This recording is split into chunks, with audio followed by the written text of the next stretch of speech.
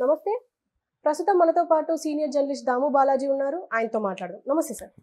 Sir Telugu Desam నుంచి rebel వచ్చారు. అది కూడా ఉండి నుంచి పోటీ చేయబోతున్నారని తెలిసింది. అయితే రఘురామకృష్ణకి అంటే రఘురామరాజుకి ఇన్ని రోజులు ఇవ్వలేరు టికెట్. ఇప్పుడు ఇచ్చారు కానీ గెలిచే అవకాశాలు ఉన్నాయా అని చెప్పేసి చాలా మందికి అనుమానం వ్యక్తం అవుతుంది. మీరేమంటారు?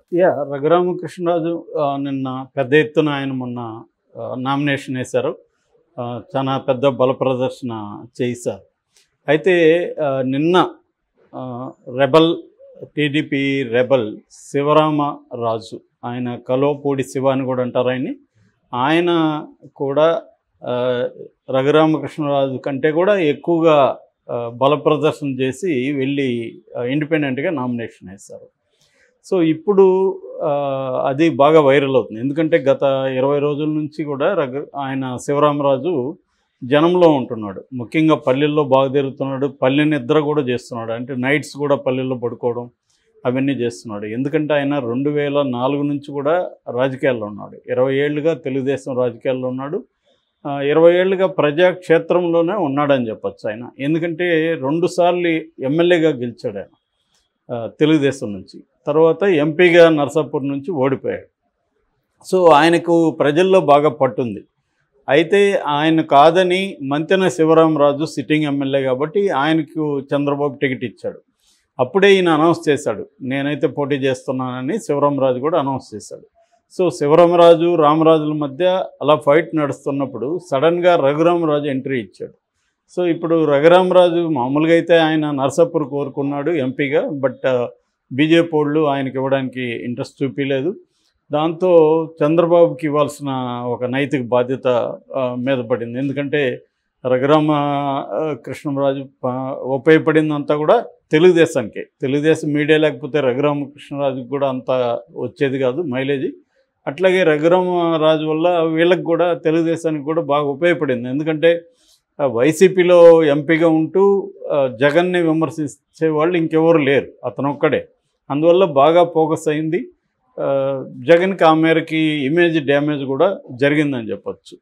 సో ఈ క్రమంలో చంద్రబాబు ఇవ్వకపోతే తను కూటమికి యాంటీగా కూడా మారే అవకాశం ఉంది రఘురామరాజు. సో ఆ మేరకి ఇబ్బంది అవుతుంది. రెండోది, కూటమిలో అసలు ఎవరి మాట బీజేపీ వింటుంది అన్న ఒక చర్చ కూడా రఘురామరాజు లేపాడు. ఎందుకంటే ఆయన ఓపెన్గా మీడియాతో ఏమన్నా అంటే జగన్ ఇన్ఫ్లుయెన్స్ చేయడం వల్లనే నాకు నర్సాపూర్ టికెట్ ఇవ్వలేదు, సో జగన్ మాటే చెల్లుబాటు అవుతుంది అనేది చెప్తున్నాడు. So at the same time నిన్న కూడా ఆయన మీడియాతో మాట్లాడుతూ బీజేపీ కూటమిలో ఉన్నందువల్ల లాభమా నష్టం అంటే ఆయన నో కామెంట్ అన్నాడు. నో కామెంట్ అంటే అర్థం క్లియర్గా నష్టం అని. అట్లాగే ఆయన సెటైర్లు కూడా వేశాడు. నేను మెంబర్ కాదు కాబట్టి నాకు టికెట్ ఇవ్వలేదని చెప్తున్నారు, వాళ్ళు ఏదో మెంబర్లకు మాత్రమే టికెట్ ఇచ్చేట్టుగా అన్నాడు. అది అందులో వాస్తవం కూడా ఉంది. అసలు మార్నింగ్ చేరితే ఈవినింగ్ టికెట్ ఇచ్చిన సందర్భాలు ఉన్నాయి. ఫర్ ఎగ్జాంపుల్ మనకి వరప్రసాద్ గూడూరు వైసీపీ ఎమ్మెల్యే, ఆయనకి తిరుపతిలో ఇచ్చారు. సో ఇలాగా బీజేపీ అయినా ఏ పార్టీ అయినా ఇవాళ పార్టీ మెంబర్లకే టికెట్ ఇస్తారంటే అది అంతకంటే కామెడీ లేదు. ఎవరికైనా ఇస్తున్నారు వాళ్ళు. ఆ సమీకరణాలు చూసుకుంటున్నారు, డబ్బు పరపతి గెలిచే పరిస్థితి ఇవన్నీ చూసుకొని ఎవరికైతే వాళ్ళకి ఇచ్చేస్తున్నారు. ఎవరికి ఏ పార్టీకి కూడా ఇండియాలో ఇవాళ సిద్ధాంత పునాది అనేది ఏమీ లేదు. అన్నీ కూడా గెలిపే వాళ్ళకి పరమావధి. సో ఆ కాంటెక్స్లో ఆయన మాట్లాడింది వాస్తవమే. సో అయితే ఇప్పుడు రఘురామకృష్ణరాజుకు అక్కడ మేజర్ ఛాలెంజ్ ఏమంటే ఉండిలో గెలుచుకోకపోతే ఆయన చాలా ఇబ్బంది అవుతుంది. ఎందుకంటే ఆయన మాటలు ఎక్కువ పని తక్కువ అనే ఆయన మీద ఆల్రెడీ ప్రజల్లో ఉంది అభిప్రాయం. ఎందుకంటే ఈయన సోషల్ మీడియా పులి, ఒకప్పుడు పేపర్ టైగర్ అనేవాళ్ళు, అలాగే ఈయన మీడియా టైగరు, ఛానళ్ళ టైగరు, రచ్చబండ టైగరు. అంతేగాని గ్రౌండ్లో ఉండి ప్రజల కోసం ఆయన ఏం చేశాననేది ఇప్పటివరకు ఆయన చెప్పుకునే పరిస్థితి కూడా లేదు. నేను నా ప్రజల కోసం ఈ పనులు చేశానని ఆయన ఎప్పుడైనా చెప్పిందైతే నేనైతే వినలేదు. ఎందుకంటే ఆయన చేసింది ఏం లేదు. ఎందుకంటే ఆయన నియోజకవర్గానికి వెళ్ళలేదు కదా 4 ఏళ్ళ పైన. మొన్న సంక్రాంతికి వెళ్ళాడు ఆయన. దానికేదో జగన్ అడ్డుకున్నాడు, జగన్ చంపేస్తాడని కథ చెప్తున్నాడు. కానీ అదంతా నమ్మశక్యంగా లేదు. నిజంగా నీకు జగన్ అంత చేసేటైతే చేయని, దాన్ని ఫేస్ చేయను. అప్పుడు జనంలో ఇదవుతుంది కదా, జగన్ కూడా లీగల్గానే చేయగలుగుతాడు, లేకపోతే ఏదన్నా నష్టం జరిగితే జగన్కి ఆ మేరకు నష్టం కదా. కాబట్టి ఇక్కడ లాజికల్గా థింక్ చేసినప్పుడు రఘురామకృష్ణరాజు ఆయనకి ఇదే కంఫర్టబుల్గా ఉంది, ఏది మీడియాతో మాట్లాడుకుంటూ టైం పాస్ చేయడమే కంఫర్టబుల్గా ఉంది తప్ప గ్రౌండ్లో పోయి పని చేయడం అనేది ఆయన చేయలేదు. సో ఆ క్రమంలో ఏమైందంటే ఇప్పుడు ఉండి కూడా నర్సాపూర్ లోక్సభ పరిధిలోనే ఉంది, ఈయనకి భీమవరం దగ్గరే. కాకపోతే ఏంటంటే ఉండిలో ఆల్రెడీ తెలుగుదేశం 2 వర్గాల మధ్య పోరు నడుస్తుంది. సో ఆయనకు కూడా బలం ఉంది, శివరామరాజు కూడా. ఇటు రామరాజుకు కూడా నిజానికి ఇష్టం లేదు, ఎందుకు ఎవరికైనా నోటికాడ కూడి తీసేసినట్టే కదా. ఆల్రెడీ అనౌన్స్ చేసి ఆయన అంతా ప్రచారం చేసుకొని హ్యాపీగా చేసుకుంటూ వెళ్తున్న టైంలో ఆయనని లాగేసినట్టే. కాకపోతే ఇంకా ఆయన విధులేని పరిస్థితుల్లో ఆయన ఒప్పుకున్నట్టు కనబడుతుంది. ఆయనకి జిల్లా తెలుగుదేశం అధ్యక్షుడి పదవి కూడా చంద్రబాబు ఇచ్చాడు. తాము అధికారంలోకి వచ్చిన తర్వాత నామినేటెడ్ పోస్టు ఏదన్నా ఇస్తామని కూడా చెప్పినట్టుగా తెలుస్తుంది. ఏదేమైనా మంతెన రామరాజు అయితే కాంప్రమైజ్ అయ్యాడు, మద్దతు ఇస్తున్నాడు. కానీ మంతెన రామరాజు అభ్యర్థులు వాళ్ళ అభిమానులు అంత హోల్ హార్టెడ్గా ఇస్తారా అనేది డౌట్. కొంతమంది ఏమంటున్నారంటే రఘురామకృష్ణరాజు దగ్గర డబ్బులు ఉంది కాబట్టి అందరినీ కొనేస్తాడని.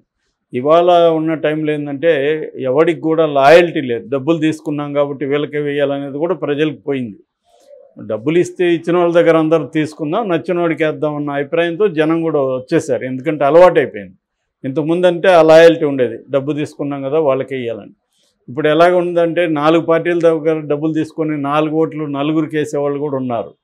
సో వాళ్ళు 2000 ఇచ్చారు కాబట్టి ఒక ఓటు, 2000 ఇస్తే ఇంకొకరికి, అలాగా పంచుకుంటున్నారు కొంతమంది. సో ఈ కాంటెక్స్ట్లో ఇప్పుడు రఘురామకృష్ణరాజుకి ఏ రకమైన ఛాలెంజ్ ఉండొచ్చు అనుకున్నప్పుడు ఆయనకి పాజిటివ్ పాయింట్స్ చూస్తే ఆయనకి సోషల్ మీడియాలో కానీ ఒక పాపులర్ ఫిగర్ అని చెప్పచ్చు. అదొక పాజిటివ్ పనిచేస్తే, ముఖ్యంగా అర్బన్ సెంటర్స్లో యూత్లో ఏమైనా పనిచేయచ్చు. రెండవది ఆయన దగ్గర మంచిగా డబ్బులు ఉంది, ఆయన మీద బ్యాంకులకు లేకపోతే ఫైనాన్షియల్ ఇన్స్టిట్యూట్స్కు డబ్బులు ఎగవేత కేసు కూడా ఉంది. ఏదేమైనా ఆయన దగ్గర అయితే డబ్బు ఉందని అందరికీ తెలుసు. సో దాంతో ఆయన పెద్ద ఎత్తున ఖర్చు పెట్టే అవకాశం ఉంది, అది కొంతవరకు హెల్ప్ అయ్యే అవకాశం కూడా ఉంది. సో ఈ 2 తప్ప మిగతంతా ఆయనకి మైనస్సే. ఎందుకంటే ఎంపీ అన్న పెద్ద అందుబాటులో లేకపోయినా పర్లేదు, కానీ ఎమ్మెల్యే అందుబాటులో ఉండాలి ఎప్పుడు చూసినా. ఎందుకంటే ఎమ్మెల్యేతోనే ఎక్కువ పనులు ఉంటాయి, ఏ చిన్న సమస్య వచ్చినా ఎమ్మెల్యే దగ్గరికి వెళ్తారు. సో ఈయనేమో అందుబాటులో ఉండే వ్యక్తి కాదు, రేపు గెలిచిన ఉండిలో అందుబాటులో ఉంటాడా అనేది అందరికీ డౌట్ ఉంది. సో ఈ కాంటెక్స్ట్లో ప్రజలు లేకపోతే అక్కడ స్థానిక కార్యకర్తలు ఎంత మేరకు ఈయన నమ్మి ఈయన గెలిపిస్తే మనకి ఇక్కడ ఏదో చేస్తాడు, అభివృద్ధి చేస్తాడనో లేదా మన పనులు చేస్తాడనో అని నమ్మాలి కదా. ఆ విశ్వసనీయతని ఈయన ఏ మేరకు కల్పిస్తాడనే దాన్ని బట్టి ఈయన విజయం ఆధారపడి ఉంది. సో ఈయన కానీ గట్టిగా నమ్మకంగా కానీ కలిగించగలిగితే అది ఆ మేరకు విన్నింగ్ ఆపర్చునిటీస్ ఉంటాయి. ఏదేమైనా ఇప్పుడు అక్కడ ట్రయాంగిల్ బ్యాటిల్ అయితే స్టార్ట్ అయింది. అంటే ఇటు నరసింహరాజు వైసీపీ తరఫున, ఇటు రఘురామరాజు, శివరామరాజు, ఈ ముగ్గురు మధ్య ఇప్పుడు బ్యాటిల్ జరుగుతుంది. సో ఈ రఘురామరాజు దీన్ని ఎలా ఇంటర్ప్రిట్ చేస్తున్నాడు అంటే, నేను ఆయన్ని రిక్వెస్ట్ చేశాను, చంద్రబాబు చేశాడు, మా ఫ్రెండ్స్ కూడా చాలామంది చేశారు, కానీ ఆయన ఏమీ ఒప్పుకోవట్లేదు. బట్ దానివల్ల నాకేమీ నష్టం ఉండదు, వైసీపీ ఓట్లే చీలుతాయి అంటున్నాడు. ఆ లాజిక్ ఏంటో అర్థం కాలే. ఎందుకంటే శివరామరాజు తెలుగుదేశం, అతను తెలుగుదేశం ఓట్లు చీలుతాయి, కానీ వైసీపీ ఓట్లు ఎందుకు శివరామరాజుకి వెళ్తాయి అనేది ఆయన అట్లా సపోర్ట్ చేస్తున్నాడు. మరి దాని వెనక లాజిక్ ఏందనేది మనకు తెలీదు. ఏదేమైనా రఘురామకృష్ణరాజుకు అంత ఈజీ అయితే కాదు, నల్లేరు మీద నడకంటాం కదా, అంత సులభం అయితే కాదు. చాలా చెమటోడ్చాల్సి ఉంటుంది, చాలా కష్టమే. కాకపోతే ఏంటంటే ఉండి ట్రెడిషనల్గా తెలుగుదేశానికి స్ట్రాంగ్ బిల్ట్ అనమాట. 7 సార్లు అక్కడ ఎమ్మెల్యేలు తెలుగుదేశం నుంచి గెలిచారు. సో టఫ్ అయితే tough. Okay sir, thank you.